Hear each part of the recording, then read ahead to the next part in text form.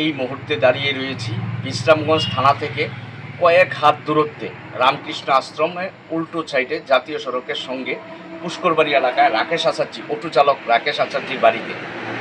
অত্যন্ত গরিব পরিবারটি। রাকেশ আচার্য বয়স 34, তার পিতা মৃত তুষারকান্তি আচার্য।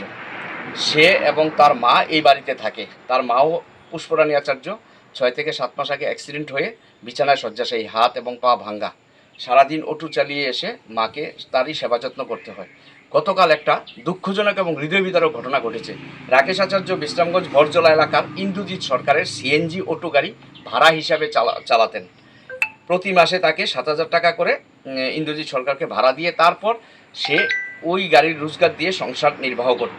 গাড়িটির নাম্বার ছিল TR07A2101 সিএনজি।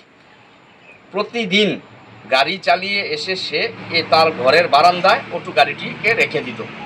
গতকাল রাতে তার গাড়িটি চুরি করে নিয়ে যায় চোরের দল। আস্ত একটা অটো চুরি হয়ে গেল। নজিরবিহীন ঘটনা বিশ্রামগঞ্জ থানা এলাকায়। বহু চুরি হয়েছে, বাইক চুরি হয়, রাবার চুরি হয়, বাড়িঘরে চুরি হয়, স্বর্ণালঙ্কার চুরি হয়, কিন্তু আস্ত একটা অটো কখনো চুরি হয়নি। একবারে নজিরবিহীন বলতে গেলে ইতিহাস বিশ্রামগঞ্জ থানা এলাকায়। আস্ত একটা অটো চুরি হয়ে গেল বিশ্রামগঞ্জ থানা থেকে কয়েক হাত দূরত্বের মধ্যে রাকেশ আচার্যের। এই ঘটনাটা নিয়ে চাঞ্চল্য ছড়িয়েছে গোটা বিশ্রামগঞ্জ এলাকা এবং বিশ্রামগঞ্জ অটো সংগঠন যারা রয়েছে তাদের মধ্যে। সে গাড়িটি চালনা করতো বিশ্রামগঞ্জ হসপিটালের সামনে থেকে ডন বস্কো স্কুল পর্যন্ত। এখন সে একেবারে অসহায় হয়ে পড়ে গিয়েছে। থানায় গিয়েছে, থানায় কমপ্লেন জানিয়েছে, থানা পড়েছে, দেখছে বিষয়টা। একেবারে জাতীয় সড়কের পাশে থানা থেকে কয়েক হাত দূরত্বের মধ্যে একটা আস্ত অটো গাড়ি চুরির ঘটনায় গোটা এলাকায় চাঞ্চল্য ছড়িয়েছে।